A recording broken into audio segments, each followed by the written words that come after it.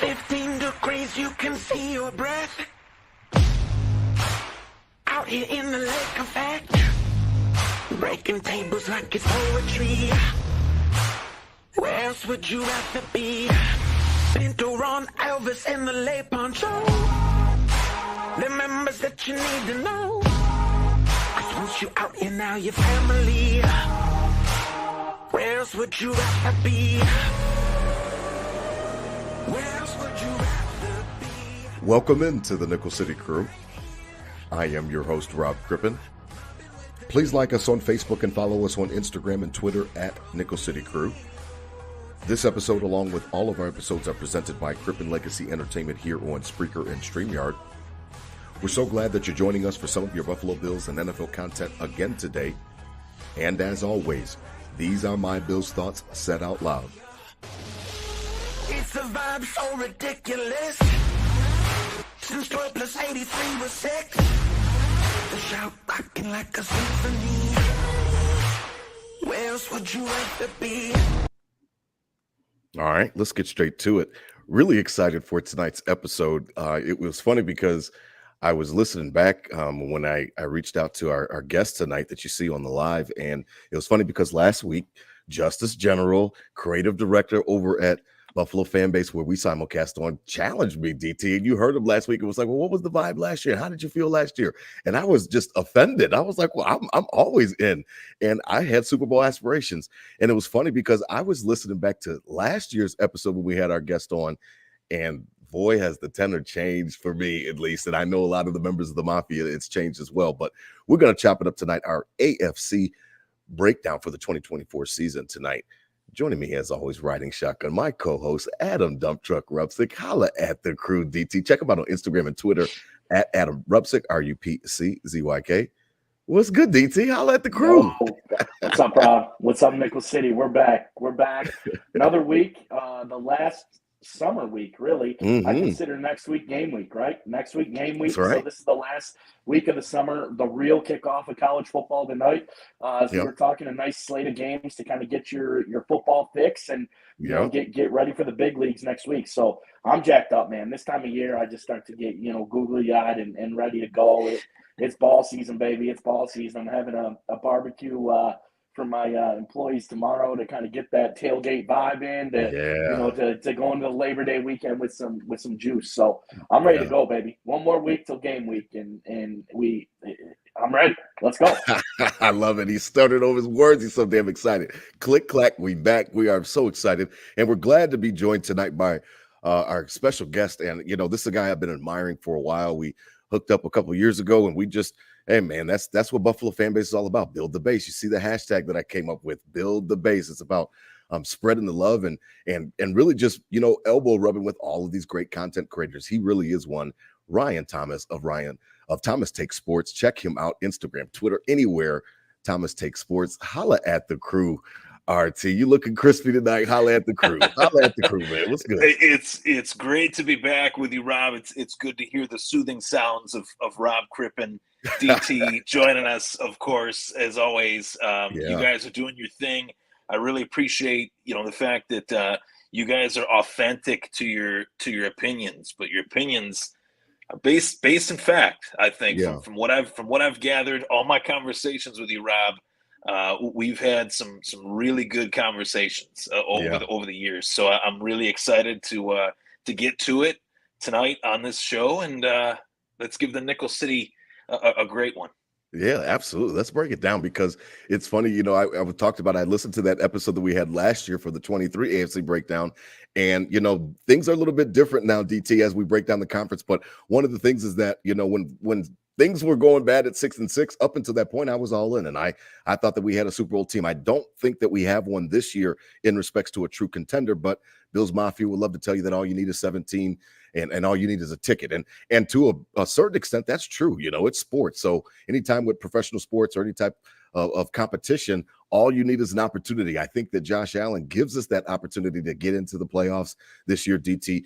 even with obviously the myriad of changes on the roster. So I was wondering what you thought about it, because I know you didn't listen to last year's episode, but I did, and I was amped before, and I was talking shit, and I was like, man, these people keep talking about, we're not the top dogs anymore, and we're underdogs, and I kept rebuking all that. This year, DT, I'm a little quieter. Besides my Twitter battles, I'm just taking low, and I'm just observing this year, man. I'm gonna enjoy the ride. I promise that. Well, my tone, Rob, the last 2 weeks has been, we just got to let the pads talk now.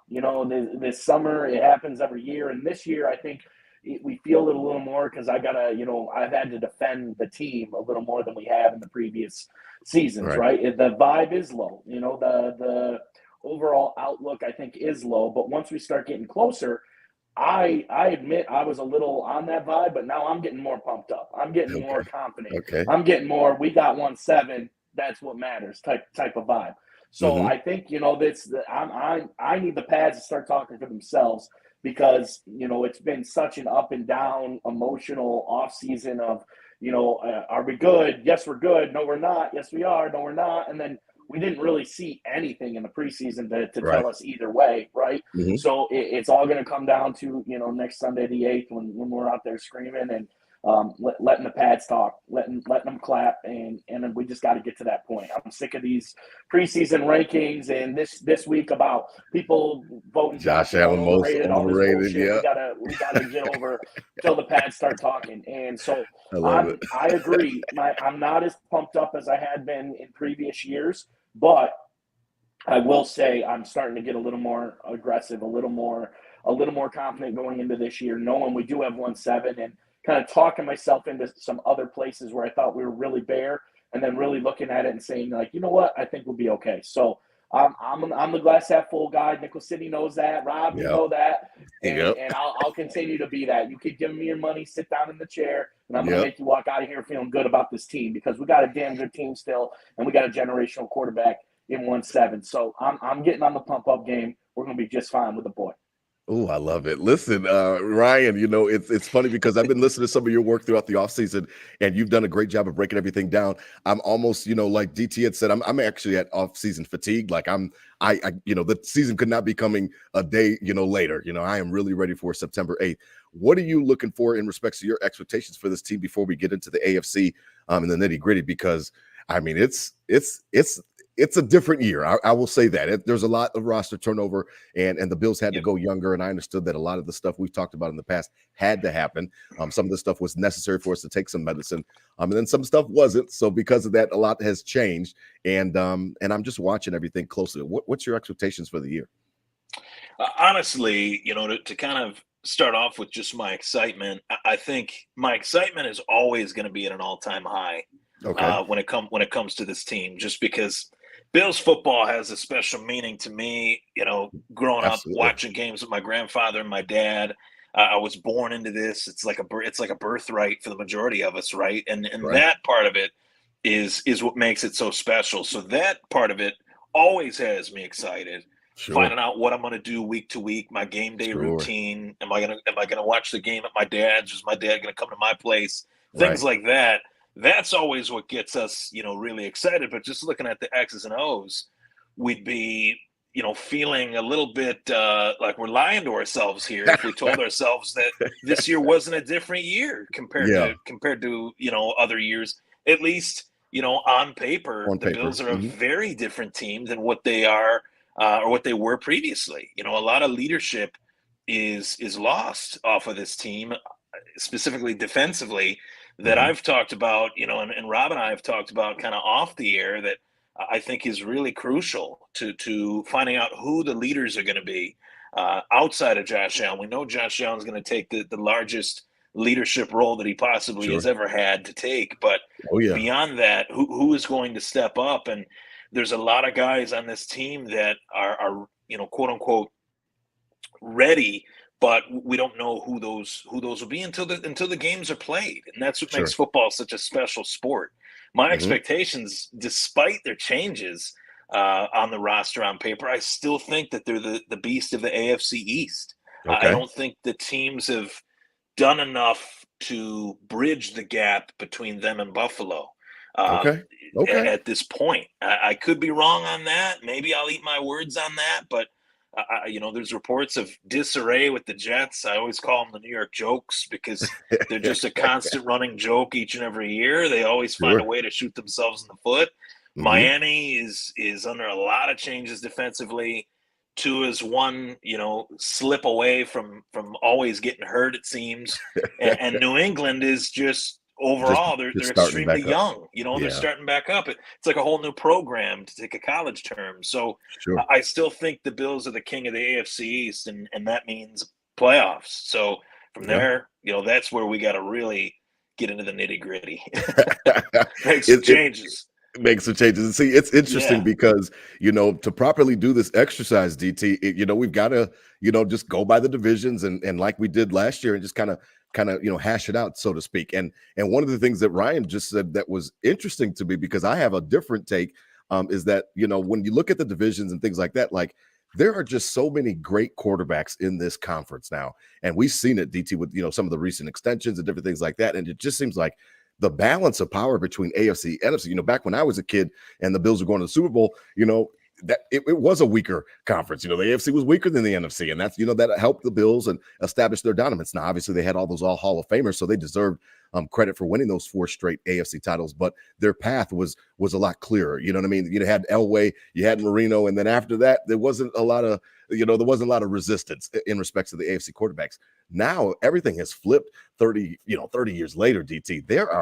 I just looked at the damn divisions again, man, and like this conference is stacked. Are the quarterbacks on our schedule are stacked. We talked about that before when we did our recap show for the schedule. DT, this shit is not it's not even slowing down, man. This is a real heavy quarterback conference, and they've got some young studs in there as well.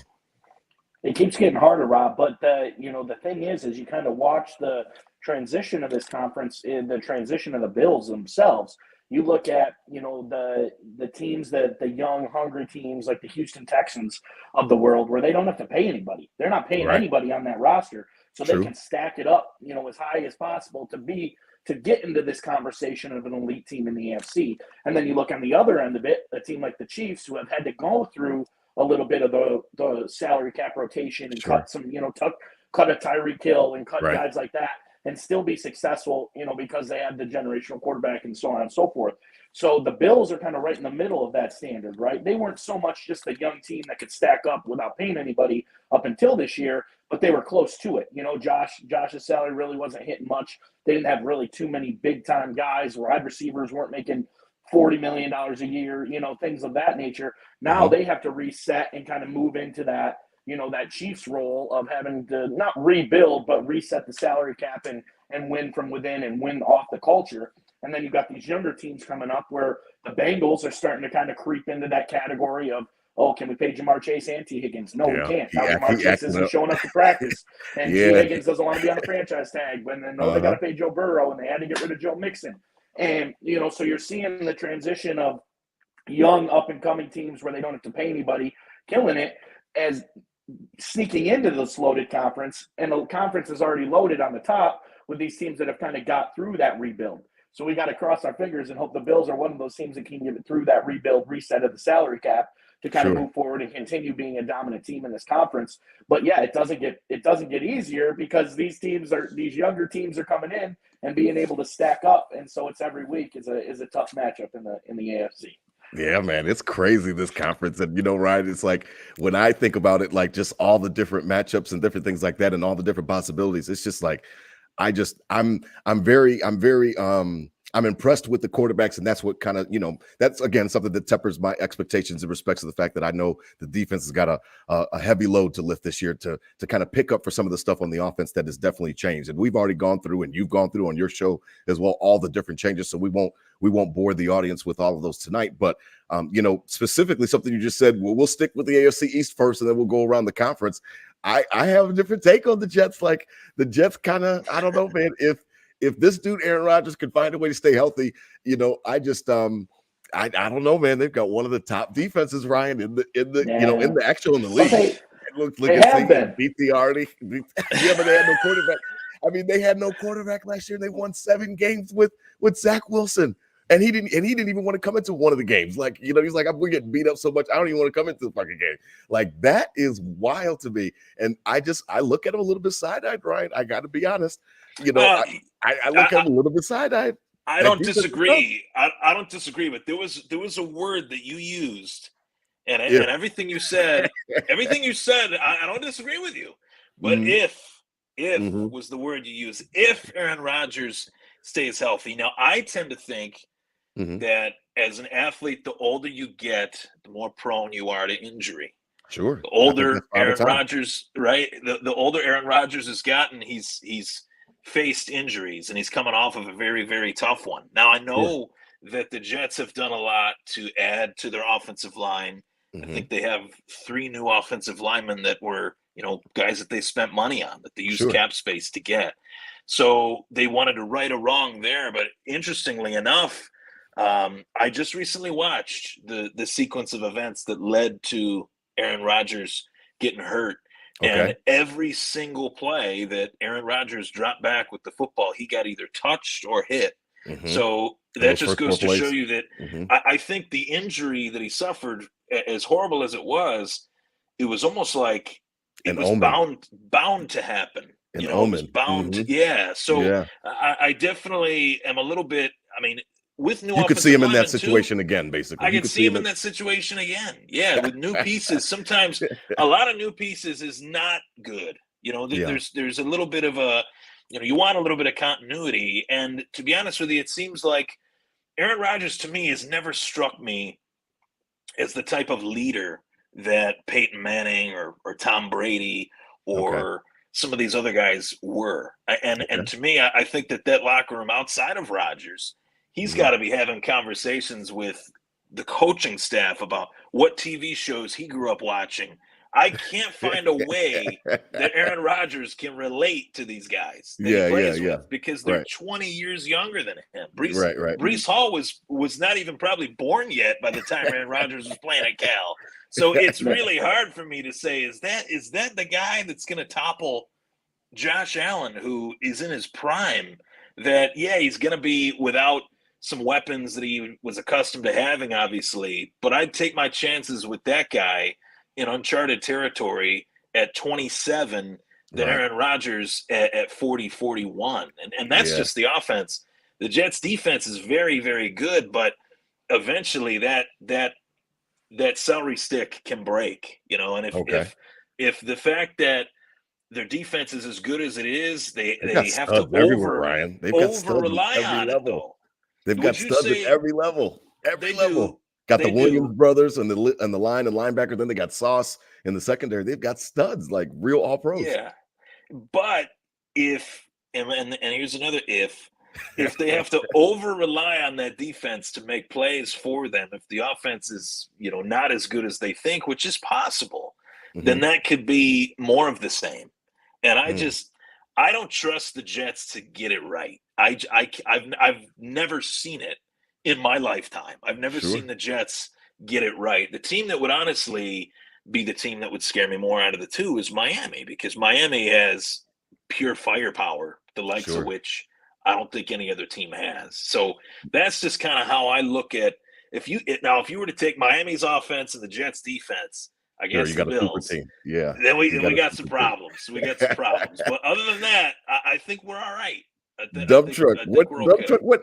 Ryan just poured water all over my Jets take, because I don't know. They make me a little bit nervous, and I'm just being honest, because I looked at the injury, and I love how you broke that down, Ryan, because the injury, I looked at it as a freak injury, but then the way you broke it down, it was like, yes, he was touched on those previous plays. He only lasted 4 plays, as everybody knows, and I could see him in that situation again, realistically. So to me, if he's healthy, I don't know how you could be worse than last year with Zach Wilson, DT. I don't even know how. And they won 7 games. It's weird. That's a good point. But off of what Ryan was saying, Aaron Rodgers hasn't been an elite quarterback in the league and going on 3 years now. It's not like he was throwing dimes up, in February 6 months ago. This guy and we have not seen him perform at an elite level in almost 3 years. So, Sure. And the best point I think Ryan brought is they haven't figured it out our whole lives. I mean, they went to that one AFC title game, and that was and that was kind of a fluke, with Rex. I like Chad Pennington, though. I will say I had Chad Pennington in a couple fantasy teams. He had a couple. He carved us up a little bit, Wayne Corbett and the Curtis Martins and those cats, but. They haven't figured it out. Yes, the roster's been good, but it just seems like they always implode. I mean, they trade for Hassan Reddick. This motherfucker won't even come. And then he won't even play. When they had a guy they didn't even have to pay, that's probably better in their room already. They just do stuff like that every year, and so it doesn't give me any confidence.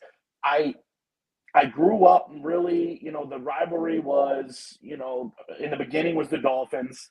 Then I turned to the Patriots just because Tom Brady would torch us. Then I went to college with a bunch of downstate kids, and the Jets took the #1 hate for me. I mean, all these cocky Long Island kids, shout out all my squad down there. But, man, with their Jets jerseys on in the dining hall, it just wasn't. They're insufferable. So the Jets turned into #1 for me. And then since then, it's all talk. It's no bite. And I'm gonna ride that until I don't see it anymore, until we get punched in the mouth ourselves and be like, okay, maybe they're for real. But Aaron Rodgers is far removed. He's old. He doesn't have the leadership I think maybe a young team of talent needs, and they haven't shown me shit my whole life. So I'm not buying them until I have to. What team of the division, as we move on to Miami, what team of the division gives us a harder time than the Jets? And now you guys can both say during Josh Allen's tenure that is true. So regardless, they give us tough games. Yeah. Their defense knows how to cover Allen for whatever reason, whether it's Salah or whether it's a different scheme. It doesn't really matter. They always give us a tough game. But okay, I can see that we need to see it, and I can give it to both of you on that we haven't seen it, so I can at least give you that. But as we transition to Miami, again, shout out to all of the listeners on all different platforms tonight. We've already got over 350. Really appreciate you guys joining us tonight. That's great. DT, Ryan, you talked about Miami a little bit. I think that they're explosive. I think that they're an offense that obviously I envy. I really do enjoy Mike McDaniel. I wish he was our coach. I just put up a poll on Twitter that you probably saw. I was like, if you know what I mean, what happens if McDermott he got fired or something like that? Would you want Mike McDaniel? And I definitely would want him. And I know that that's just a pipe dream, but I value what he does on the offensive side of the ball. I think he's a great offensive mind, and I think that they're always going to be in it until it gets cold, because it just seems like that seems to be their kryptonite, is when the weather changes, they're just not tough. What did Jordan Poyer say when he went down there to Miami to join them? He said that we knew we punch y'all in the mouth, y'all weren't going to hit back, like y'all going to fall over. And that has proven to be true. I haven't really ever seen McDermott coach a better game than he did. Like me and DT had talked about, that was his magnum opus at the Ralph last year. That was it. They playing that palm coverage. That was the best I've ever seen him coach a team after they scored 70 points the week before. So what do you think about Miami? Because I think that until the weather changes, they can rack up wins, put up points. I really do. I agree with you. I made a joke to a few buddies of mine, longtime buddies of mine. We're talking football all the time and group texts and stuff. And I said, literally, if you had all the money in the world and you wanted to buy a sports car, you want to get a Ferrari. You'd get either a red one or an orange one. If you're down in Miami, riding down South Beach, riding down Ocean Avenue or whatever you want to call it, you'd want an orange or a white, Ferrari. And to me, Miami is literally, their football team is literally a orange Ferrari. It drives good in the summer, drives good in the weather. But if you try to drive that in Buffalo, you would be SOL. And that's how I look at the Dolphins, to be honest with you. I look at them like an actual Ferrari. They got the cheetah. Jalen Waddle, I think Jalen Waddle is one of the most underrated receivers, I think, in the league. And then this kid A-Chain that came out of nowhere, for them, and Raheem Mostert, they're a really good 1-2 punch. Draft Jalen Wright. Seems like, he's really somebody that, the fantasy football people are freaking out over, that he could be a sleeper if somebody gets hurt. He's got talent. But it all just comes back to the quarterback. And I know that it's quarterback-driven league. Yes, football's more than just one position. But when it comes down to it, the division itself Allen, Rodgers, you could rank them quarterback-wise any which way. Mhm. Allen's won.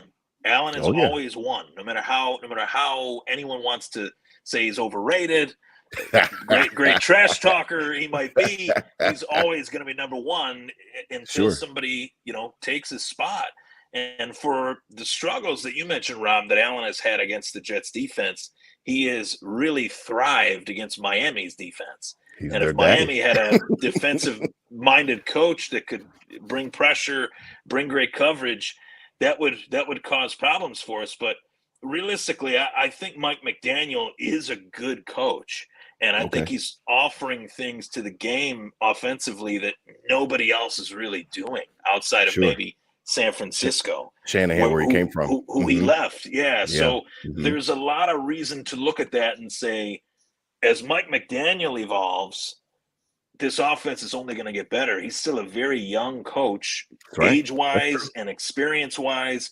I look at Miami as a team that has future promise, present and future promise, that the Jets don't necessarily have at, quarterback and or coach. If the Jets implode this year, it's going to get blown up again. If the Jets don't do the things that they should do, to be quite honest, then they will be blown up. Whereas if Miami has a down year, Mike McDaniel's got a lot of pull there. He's not going anywhere. So I think Miami is a dangerous team September and October. If they get 6 or 7 wins in those 2 months, they're going to be dangerous. Even if they have some struggles in November, December, they'll be good enough prior to that point where they can kind of struggle in those late months and be okay. Yeah, DT. It was funny. I listened to GR today, and Marcel Louis-Jacques was like, he was on WGR, and he was like, "Listen, man," he's like, "the first 11 games, he's like, are not hard." He was like, "If you think I'm lying, bring up the schedule." So I'm listening. I bring up the schedule. I'm like, "Holy shit!" I'm like, "Yeah." He's like, "We can go 9-2."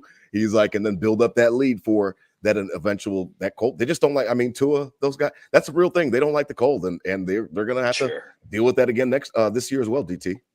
Yeah, I mean, you ever been to Miami? It's personally probably my favorite city in the country, to be honest. Awesome.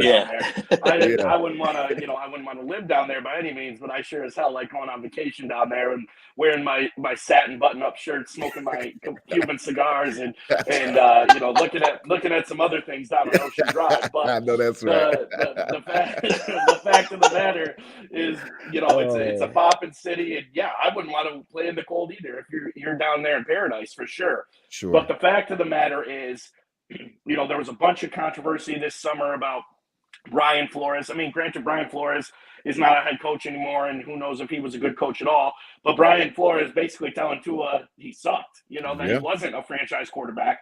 And then it took forever for them to actually pay Tua. The owner was doing shady shit to get Tom Brady there, so they didn't have to pay Tua. They don't believe in this guy. I mean, Mike McDaniel, I guess, is believing in him, if you will, but he's had generation of old coach not thinking he's the guy, and that's never been the case with 1-7 and Josh Allen. He's always been the guy, right? So I think that's the big difference. They have the weapons, they have the firepower, the gas is in the Lamborghini, but who knows, is Tua really driving this car as fast as it can go? Is he hitting he likes to just hit the gas and lay off of it, or does he really know how to get into the corners and put those time trials down where they need to be?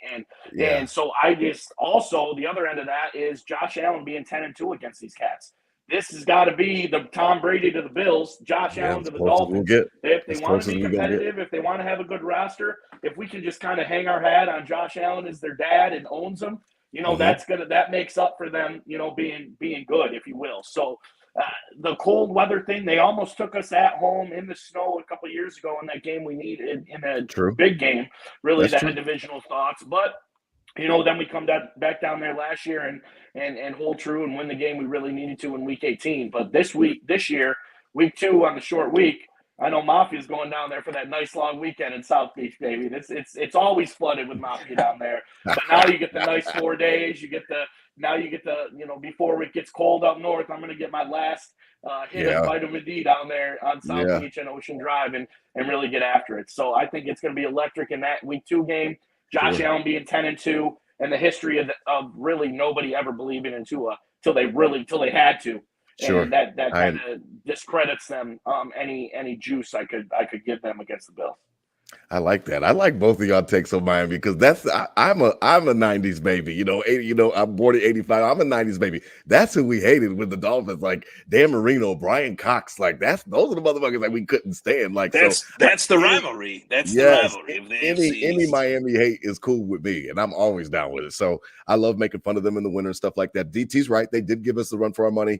And then, that Skylar Thompson made it a tougher playoff game and stuff like that because that was just a weird day anyway. But yeah, I mean, I agree. I think that the Bills win this division. As we start to shift to the other divisions, I do think that they come away with it. Loose records, fellas. I don't really know. We're not huge on predictions here at Nickel City Crew, but I say 10-7. I think that for the Bills, there could be a chance of maybe 11-6 has to be it to get it done. But I think 10-7 might be able to do it just because of the fact that we might be able to beat each other up. With the Jets being better or supposed to be better, you might get some cannibalization within the division where maybe Miami beats them one week or something like that, or different matchup the Jets win. So I think 10-7 can get it done. Maybe 11-6 is required, but I do see the Bills win in the East. You guys agree the Bills should win this division, right? We still think that they can win it, right? Okay. I'm on them until they're not. I'm on them until they don't. I'm heading to Seneca Niagara in about a week to place that divisional bet. I feel pretty comfortable. I just gotta wait. Sure. I gotta wait for the line to get a little bit better, and then you want a little bit sweeter, a little more juice. Sweeter. I love it. Yeah, I love it. Tonight's episode, as always, presented by 26 Shirts here on Buffalo Fanbase, the Bills Mafia Podcast Network that DT and I simulcast on. Head on over to 26shirts.com for all of your latest Buffalo Bills, Buffalo Sabres, Buffalo City themed T-shirts. Again, portions of the proceeds go to a great cause. Families that are in need across the world, Western New York. Head on over to 26shirts.com. You can do a lot worse with your money than going ahead and helping out people in need. And they really do have some really cool concepts.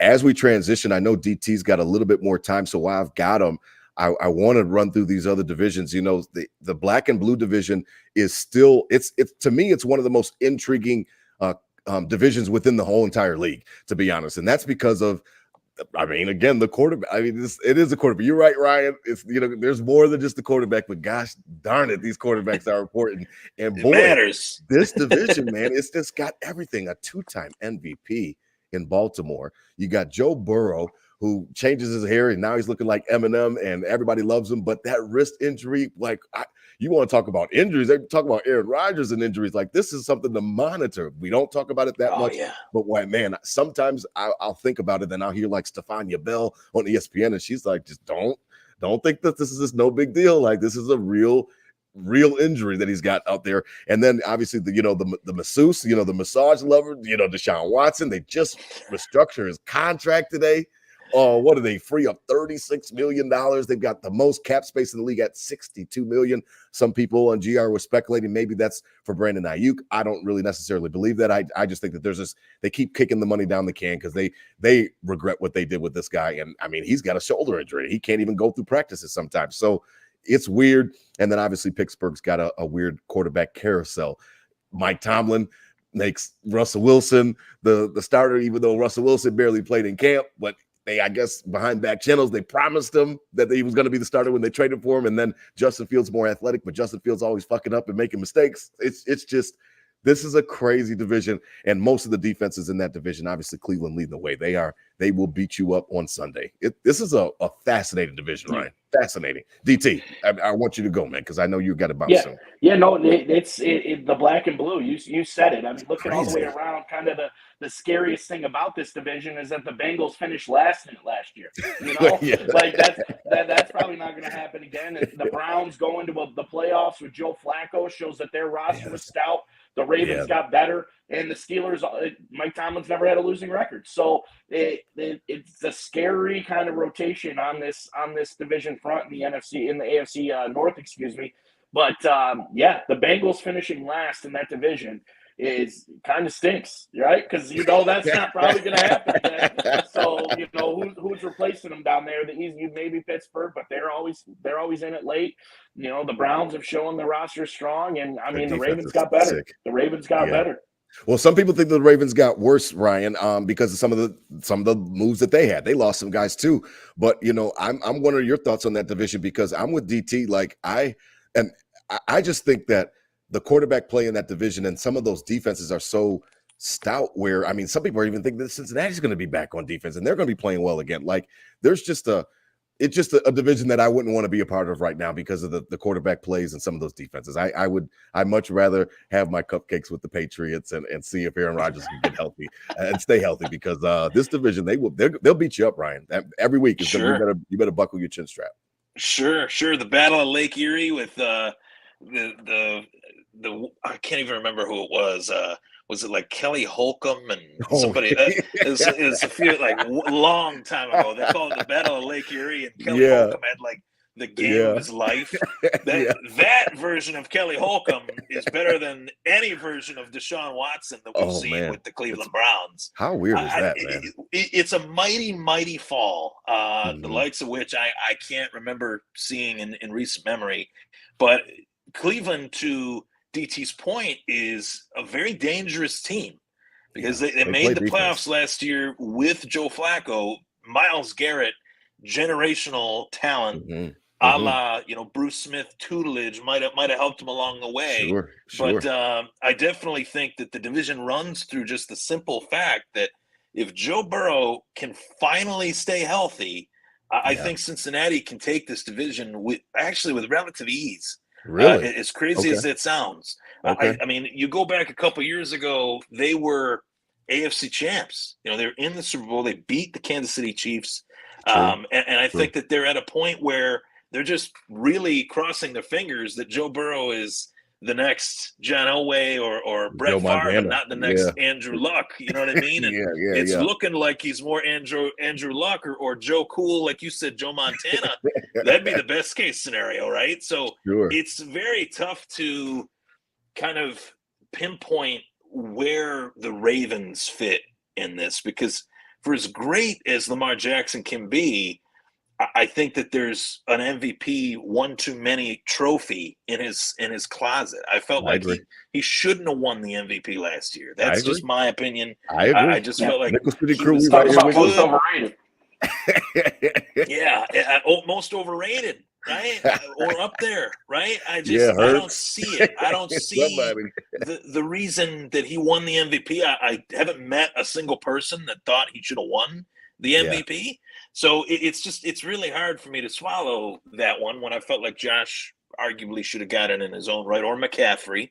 But, realistically, I think the division is Cincinnati and the Ravens. Pittsburgh is going through a rough stretch right now. They don't even know who they are. And that's a first, right? Yeah. So I'm really thinking that the division will run through either Baltimore or Cincinnati, and I think if Joe Burrow can get back to being Joe Burrow of a couple years ago, it's gonna be very tough for teams to stop that Burrow at his healthiest. Higgins, they're gonna have to pay Chase. They're gonna have to. They gotta pay. They gotta pay him. Yeah, they gotta pay him. Yeah, and I will say, a lot of people are talking about, Joe Mixon's gone. But they got this kid Chase Brown that I'm really high on. They also signed Zach Moss. I like that. A little bit of brute in the run game, which is pretty rare these days, right? Yeah. So I'm thinking that Cincinnati would be my favorite if Joe stays healthy, since he's going to take it. DT, what do you then it could be a different story in Baltimore. Okay, what do you think, DT, with that division? Because Cleveland's got the best defense. Okay. Yeah, I think Baltimore. All right. Well, we'll save the AFC South just in case DT has to duck out of here. We don't need to talk about that garbage ass division right off the bat. So we'll save the good stuff right now while DT's still here before he skates out of here. The AFC West, fellas. I mean, is there anybody that has the kahunas just to stand up to the bully one time, just one day, walk into school and say, you know what, Pat, you can't have my lunch money. Will anybody do it? Now, I know everybody went crazy, last Christmas when, the Raiders beat them on Christmas Day. And they're, oh, my gosh. And look at Pat. And then all these son of bitches they just go out and go ahead and win another, Super Bowl. It's like, oh, my. It's nauseating. Now, I'm a Michigan fan.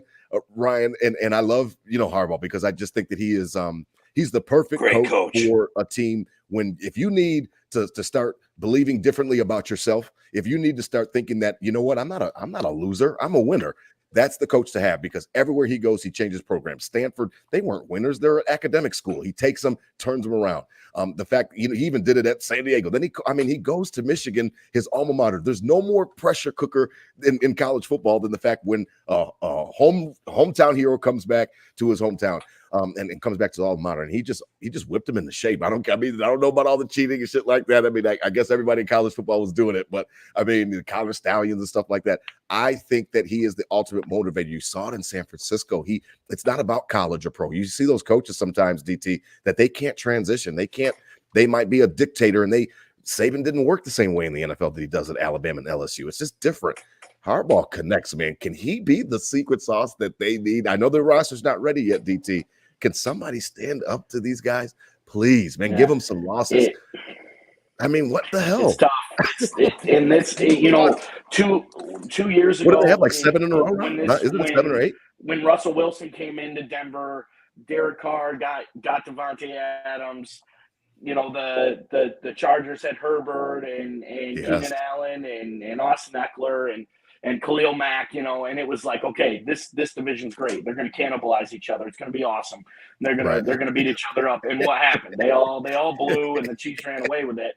And and this year you kind of break it down, like you said. Yes, I think Harbaugh in the Chargers maybe in a couple of years are that team, right? But not right now. They gutted a team that was kind of not that great anyway. Completely gutted it out. Got all those big contracts. Herbert's about it, and then you go on the other side. The Raiders are kind of, who knows? I don't know if they. I'm watching the Receiver. You guys watch Receiver on Netflix this summer? I loved it. I loved it. And that was a horrible look for the Raiders. Devontae was like, this place blows, man. Like, I gotta get out of here. So, and I don't think they did. You got the Randy Moss treatment. That's what he's. Yeah, what did they do?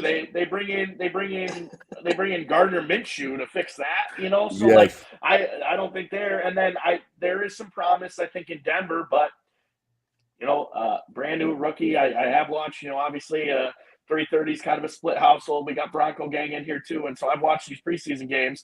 Bo Nix looks good, but Bo Nix he's like Breeze. He's not throwing anywhere. When he goes to take the lunch money, he gets his ass in a swirly real quick. So 2 years ago we were pumped. They're going to cannibalize themselves, and then now the division's gotten. It seems there's future in it, but it's gotten worse, and the Chiefs are still as strong as they ever have been, if not better. So I can't confidently say anybody even has a chance. Yeah. Ryan, DT, thanks. Whenever you got a duck, we appreciate you tonight. And who do you got in the South? Just in case, because you probably won't be here for the South. Who do you got in the South? Because I take that back. Anybody who's listening about AFC South, they have gotten better, and there's some quarterbacks in there that are interested to discuss. They're the Young Bucks. I'm do you call the Houston hype? I guess is really the question. Houston is just the top of the offseason. I think Houston's the most talented roster. I think the Colts are going to kind of show some stuff if Anthony Richardson stays healthy. Obviously, give me to the Jaguars because they've been there before. They've been to the playoffs. They've won games down the stretch. They haven't been dominant by any means, but they have a decent roster. Trevor Lawrence just got paid. Now he's got to go prove it. They have the experience to get it done. I'm anti-Texans this year for a lot of reasons. Obviously, the Diggs drama and C.J. Stroud running his mouth like he's Tom Brady all off season is really pissing me off. So I'm off on the Texans more out of spite. I think the Jaguars have the longevity and the experience. When push comes to shove, I think maybe they slide it out. Okay, I appreciate it. Ryan, I mean. It's funny. We'll go back to the AFC West real quick because I wanted to get your thoughts on the bully on the block. Sure. He's taking everybody's lunch money every year, and nobody wants to stand up to him. Like nobody. And I know Pierce talks a big game, and that's why I call them posters. Like he talks a big game, and I like Antonio Pierce. I love players, coaches in general. But I see some of the guys playing around with Kermit, in the offseason and putting $15 on. I'm like, man, y'all be careful. Y'all haven't really done shit yet. Like you guys talking shit. What are you doing? Yeah, like be careful what you say. Yeah, man. Be careful. What do you think about that division? Because it's an interesting one, and I do have DT's right. Maybe not this year, but I do have high hopes for the Chargers in the future. Maybe not this year. You know, I agree with kind of both of your sentiments. Rob, you mentioned Jim Harbaugh. I think that I love him. He was over the moon for this opportunity, and maybe a little bit of that had to do with some of the stuff on the back end of Michigan. I'm just saying, absolutely. Kind of pull the Pete Carroll, USC. Seattle wants me. I'm gone. See you. Bye. Which absolutely. is okay. I'm cool That's with fine. it. Whatever. NIL, a lot of college football's changing, so I'm sure he's too old for all that shit. Yeah, all that is. I don't give a rat's about that. If he got some guys to come on a transfer, so be it. Whatever. It was fun watching Michigan take names and kick some ass. Blake Corum, LA Ram, JJ McCarthy, rest up, heal well. I really like that team a lot. So Jim Harbaugh is one of those coaches that I think anywhere he goes, he's got like the Midas touch. He turns it to gold, right? Yeah. So I do think the Chargers will be very competitive this year. It's going to be different. Really? Yes. It's going to be a different style of team. Oh, they're going to run the ball, right? I mean, that's Harbaugh's signature. and that's the team that gives the Chiefs problems. That's the team that can I think keep time of possession is a stat that does not get talked about nearly enough. If a team can run the ball and be imposing on another team, then it keeps their best players on offense off the field. Mahomes will be chewing on his mouthpiece. Kelsey will be listening to some Taylor Swift and his AirPod, and it'll be a nice time to be a Chargers fan. Whether it happens quite in victory, I don't think so. I'm not going to say that the Chargers are going to be winning the division. I think that that's the team that I look at though and say they got the best shot.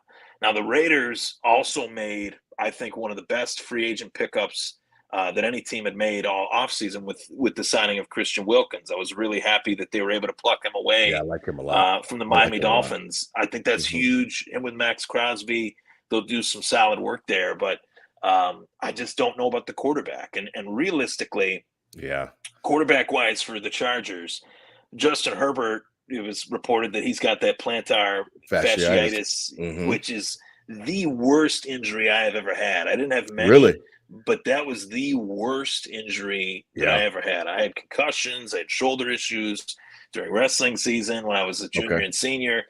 Got the plantar fasciitis in 10th, 11th, 12th. Lingered in college. It is horrible. I get it sometimes even when I go golfing. It debilitated Tim Duncan. Like it's a big deal. It's the only thing that made me roll on the ground in pain. Really? It's tough. Yeah, it's really bad. So when that came out, it made me think, this is a problem. It feels like you got a lit match to your foot. Oh, really? Is that what it's like? Yeah. So it's pretty painful. So. I didn't know if really you could put some inserts in or something like that in the cleats, and that's going to do the trick. They're going to have to. He only missed a couple weeks. Okay. Yeah, they'll tape it up and they'll probably shoot him up. Yeah, I mean that's what I did, so, which was also awful. So I talked to Scott Reed about it. I talked to Scott Reed when that news broke. It was like, what type of injections is he gonna get? I wanted some of that stuff, some of the NFL juice, but I didn't get that. So Lord have mercy. So he might be all right. Nickel City Crew does not condone painkillers to all the high school kids out there. I'm teasing. Yeah. Teasing. Oh my goodness. So you're in the camp that this could be something to monitor. Like I'm monitoring Joe Burrow and his wrist. Yeah. This is something or Aaron Rodgers. Something to monitor. I think honestly, just as much as Joe Burrow. I really do monitor that. I think that could be something that could creep back up. It's not something that just goes away. It takes time. It takes a lot of time for that to completely go away. It takes time. So he said a lit match to his feet, Nickel City Crew. Did you hear that? Like that? That's crazy. Okay. Well, I mean, like in Denver, it seems like, it just seems like Peyton's just trying to get another Breeze. Like this guy, Bo Nix, I mean, he's got tons of experience, doesn't have the strongest arm, but you know what I mean? He's efficient, he's accurate, different things like that. He is smart. Very Yep. smart. But it seems like he's trying to recreate that New Orleans thing. Don't you agree? Right. And that's, I mean, if it ain't broke, don't change it, and Right. he inherited Russell Wilson, who it was painfully obvious he didn't want him. So Sure. as soon as he could get him out, no matter what the cost, it was like, okay, I want to put my own fingerprints on this team. I'm a Super Bowl winning coach. I get an offensive pedigree that dates back, decades. He's a great coach, and this he's dude's making me look horrible. This dude's making me look bad. So time to move on and put my own stamp. And there's a new, I mean, I've followed Denver, just over the offseason because they underwent so many changes. They're in the AFC, and they're a team that my grandfather on my dad's side was a huge fan of. So I always kind of keep my eyes on them. Okay. And Peyton Manning, back end of his career was there. It was awesome to watch. But I really believe in this Bo Nix kid. I think he's really special. Oh, really? I do. Oh. I think that along with, quarterback-wise, I think Jaden Daniels, Caleb Williams, they got it. JJ, once he comes back, he's got it. But Bo Nix has something about him that leadership-wise, experience-wise, he's been in every situation, at least collegiately, that the game can throw at you. Absolutely. So I didn't see him as a necessary reach as others did. I saw him as a guy that Sean Payton prioritized in getting. It seemed like that was his guy, maybe even dating back a year ago. He was thinking, I get Russ out of here. We go get the guy that I wanted out of college that's not in this draft, but in next year's. Right. And that's exactly what he did. Interesting. So, that's an interesting take. I just see, I hear about his arm is not the most talented, different things like that. But he is smart, and he has played a ton of college football. He's an older guy. I know Auburn and then to Oregon. So he's seen his battles for sure from the SEC out there in the Pac-12 at the time. So it'll be interesting to see because it was definitely clear, like you said, that Peyton did not want Russ around anymore, tarnishing his reputation for sure. Because Sean Payton's a great offensive coach, and I don't, he's a little bit full of himself, but he's got the Super Bowl ring to back it, and most people do. All across the league, they vouch for the fact that he knows his shit. So we'll see. Now, as we transition and begin to close tonight, AFC South. I know I joked about it before, but I mean it is a division with quarterbacks that are very intriguing.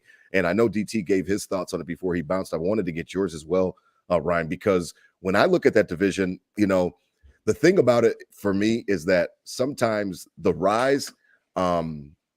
Sometimes the rise is better when you get a chance to sneak up on people. We saw that even with the Bills. Nobody really expected us, when we got Stephon Diggs to rise the way that we did, and we just boom, we're up there, and we're with the AFC and the NFL elite.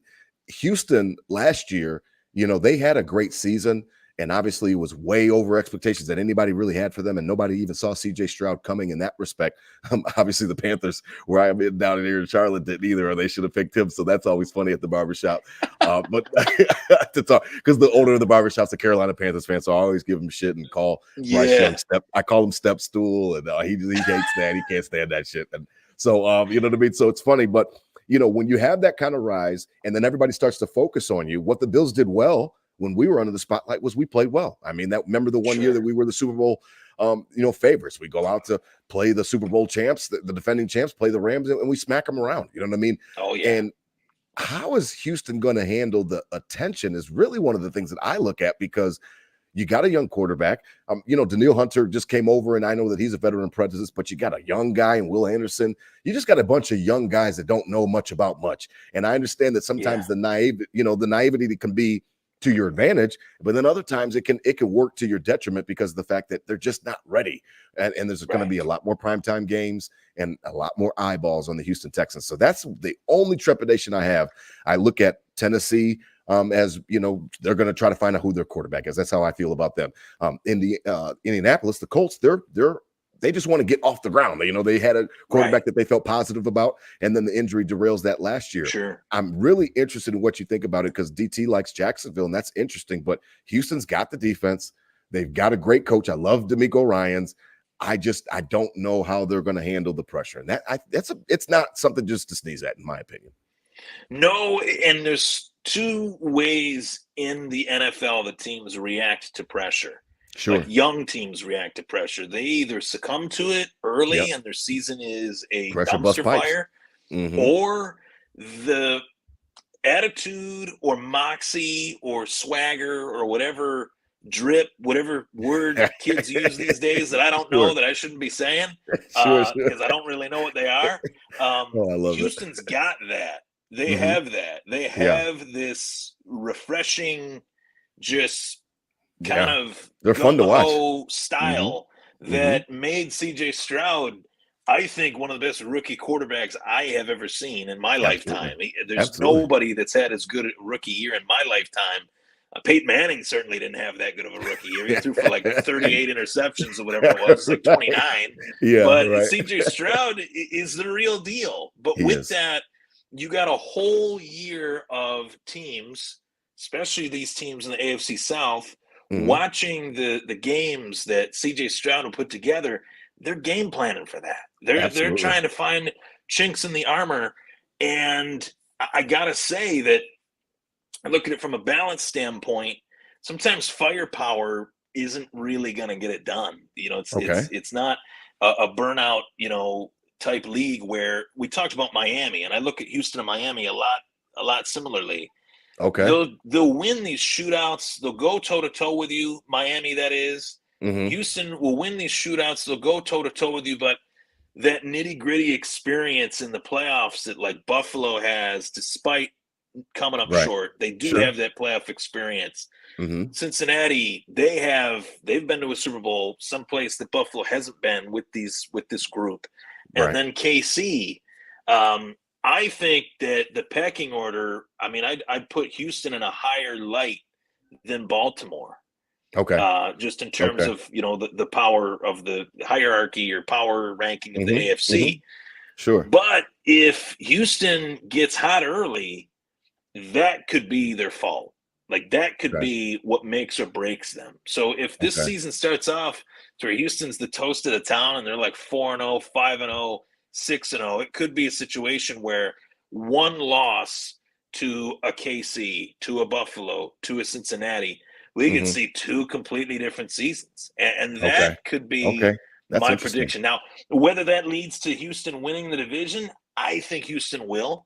But it could be a situation where we could be thinking Houston's going to get the 1 seed, and then the season ends, and we're like, Houston's the 5 seed, the 4 seed. What the hell happened to them? Kind of like what happened to Philadelphia last year. They're so young and so energized that they might come out of the gates, on fire. They might be the best team in the NFL for a short while. But if they don't keep it together, if they don't take this week to week, pace hear themselves. Sean McDermott say that all the time, and we roll our eyes, but it's so true. It's a week to week league, and if we look ahead, if they're the Houston Texans and they look ahead too far, they're going to regret it. So that's interesting. AFC I like South that. Champs, but I like that. Take that with a grain of salt. I don't know. That's like the Olympics with a sprinter. He's not a sprinter, a long distance runner. He's coming out a little bit too hot, in the beginning, trying to build a big lead.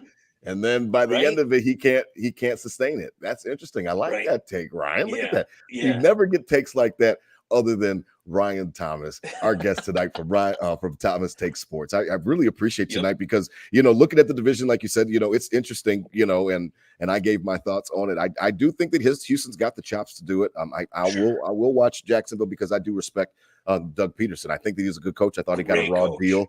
Yeah, I thought he got a raw deal in Philly, to be honest, me personally. And to be interesting, like I said, Indy is just trying to figure out, can this guy do it, and can we get him off the ground and keep him healthy? And he reminds me of Josh Allen a little bit, but I just 4 games is not enough sample size for Anthony Richardson, so I don't want to make those lofty comparisons. And then, like I said, Tennessee, with Will Levis, they're trying to figure out that's their guy. Now they tried to buy a defense. They've got pieces now, and they trade for L'Jarius Sneed and different things like that. We're going to see what Callahan can do on the offense with his dad running the O-line, and maybe that can trick some wins and stuff like that. So we'll see, man. I really enjoyed you tonight, Ryan, man. I loved your takes tonight. You've been spot on. I always enjoy talking to you, man, for sure. College football's back, Nickel City Crew. So we've got, man, we're like down to what, like 13 or not even 13, like 11 days or something like that. There's not much time. September 8th is right around the corner. DT and I will be back next week as well. And we're just going to kick up our feet, relax, and we're going to talk about really what Ryan talked about at the beginning of the show. Where's our fandom come from? What makes this time of year so special? Because we've done everything. We went over defense. It's Bobby's team now. It's Bobby's world. We went over offense, the offensive buffet. We went over the schedule. We've done it all here at Nickel City Crew, and we really appreciate you guys joining us throughout the offseason. The off season is over. It's over. It's time to start digging into the real meat. And I can't wait. Ryan, man, sign us off tonight. I really appreciate you joining us, man. Give us your final thoughts because this is going to be an interesting season, to say the least. This is going to be an interesting year. And it's funny because I promised the guys at the K-Gun Report when they had me on the show earlier in the offseason that I would enjoy this season and that I wouldn't just be looking to the playoffs. Now, that was before Diggs got traded. So I had to take a pledge that I was going to do it. Like, okay, I'm going to really focus on enjoying the season and not just jumping ahead to January. And then Diggs got traded, and that just, you already see me on Twitter, that threw my whole shit off. So I'm going to have no problem watching this team and enjoying the ride because quite frankly, my expectations are just a little bit more tempered. So because of that, I should be able to just watch the games, enjoy them, and hopefully give them a better product for Nickel City Crew. Because I can be honest, these last couple of years, I'm just, get me to January. Who are we playing? What seed do we have? Can we get Kansas City on the road? Like, I've just been laser focused on the playoffs, and I know I can't do that. What are your final thoughts as we sign off tonight? Well, I tell you what, I have a few, and I'll start off with this. I know that your thought process is rather that you're going to go into these games, try not to get your emotions too far into it, try not to let this team kind of tug at your heartstrings. I hate to tell you, Rob, it's going to happen. It's going to happen. I do it too. That's what Justice told me last week. Every single year, I tell myself, I'm not going to get too torn up. I'm going to just watch the game. This team is my blood. Like, this team is just every fiber of my being. That's right. I want to see this team win a Super Bowl more than anything, in my life, to be quite honest with you. I know. So as far as sports go, I mean, I've been a fan of three teams my whole life. I've been a Buffalo Bills fan, Buffalo Sabres fan. My grandfather was a diehard Boston Red Sox fan. Grew up watching Ted Williams, loves the Red Sox, and I got to taste, more World Series in my lifetime than he did rooting for that team. Even in a short, 14-year span from 04 to 18. Sure. Every time the Red Sox won the series, I'd say to myself, God, if only the Buffalo Bills could do this, what would this feel like? It would feel 10 times, 20 times better than even that. So, as long as this journey is not over, we're in the middle point of it. We're starting phase two. Me and DT say we're starting phase two of Josh Allen's career. Josh Allen, phase two, 7 years. This is the 7th year. We're in like the sequel portion of his career. There's two parts, and I'm ready to see what I think is going to be the biggest question for the Buffalo Bills this year that dictates what happens with their season, which is one, the rise of Dalton Kincaid.